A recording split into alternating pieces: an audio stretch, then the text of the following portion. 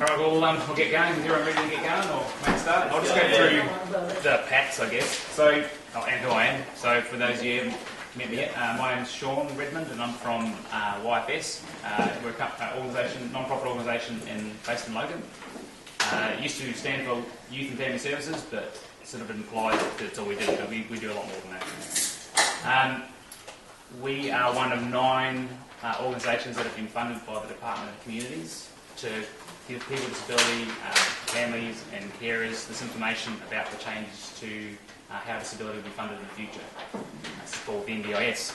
So we're not from the NDIS, so the National Disability Insurance Agency. They're the people behind the scheme. They're the new government department. We're not employed by them. We are a non-profit organisation, so we're independent.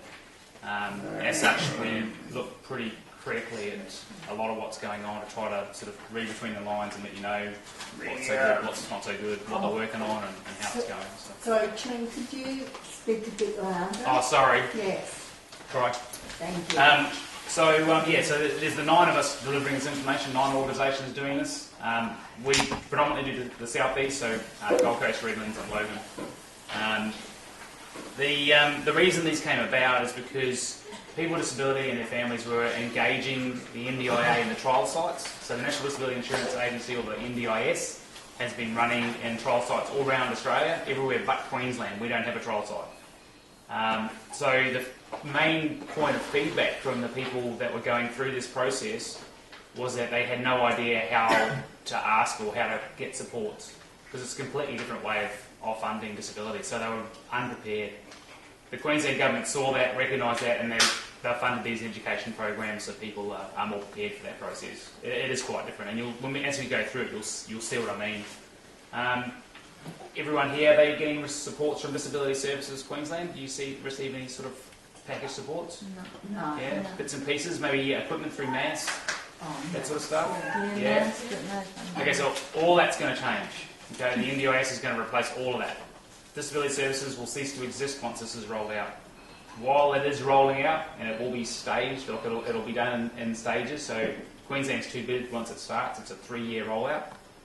So everything will work in tandem. You'll see Disability Services, MAS, all that sort of stuff continuing doing what they're doing, but they'll just phase out, and the NDIS will take over completely. So that's where we're heading. The paperwork I've got for you here today in your packs, I'll just quickly run through it. This is just some note paper. It just follows a lot, like it's the slides, but it's got note sections, so you can just write down a few key notes that you find of interest. It follows along with the slides that we're going to go through today, and I'm going to talk around. So whatever tweaks your interest, write it down there.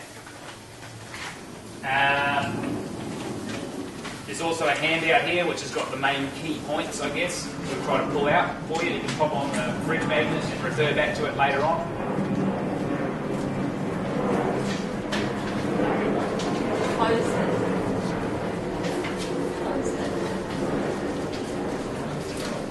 You go on, sir. There's also a feedback form in there, so at the end, if anything you liked what you heard today, you think anything I can improve on, pop notes on there. We're always trying to improve and change our presentation, so whatever you enjoyed. The other side of this one here has got some tick boxes. It's a questionnaire that was developed by the Department of Communities, Disability Services, so they're just trying to find out whether you feel more confident now than you did before. Not hard if you've never been in one of these sessions before. Information on the rollout in Queensland, and this one here is probably one of the most important. It's called the Principle of No Disadvantage. Okay, we put this fact sheet into your packs because we want everyone to understand that you can't be made worse off under the NDIS. Okay, you've got to be able to achieve at least the same outcomes. This is really important, especially for you guys as well, because you may have some members that are older that are likely to be turning 65 when it starts. They may already be receiving supports from Disability Services. The state government's got to continue those arrangements. Okay, they've got to make sure that they can at least achieve the same outcomes they were achieving before when the NDIS starts. Does that make sense? They turn 65. That's right, even if they turn 65. So 65 is the cut-off, which I'm going to talk about in a minute. So 65 is the cut-off, or 64 and under, to get into the NDIS. Once you turn 65, you can't enter the scheme. Okay, and I'll go into more detail about that. So, I don't think that's certainly not in this pack, is it? we'll go through that. But yeah, you've got this one, principal disadvantage, you got that? No. Might have been left out. No, this one. But this means, it's just a guarantee, I guess, just so that Oh, people are yeah. really anxious they're going to lose supports or things are going to be disrupted. So they really want to make sure that people are aware that you have got to be able to receive the same level of supports you're at least getting now. Okay, you can't be made worse off. Just want to make that really clear. These other couple of forms in here, which is you don't need to fill any of these out. They're real official-looking forms. They are from the NDIA. One's a planning workbook, and the other one is a statement, distant statement, or getting plan ready.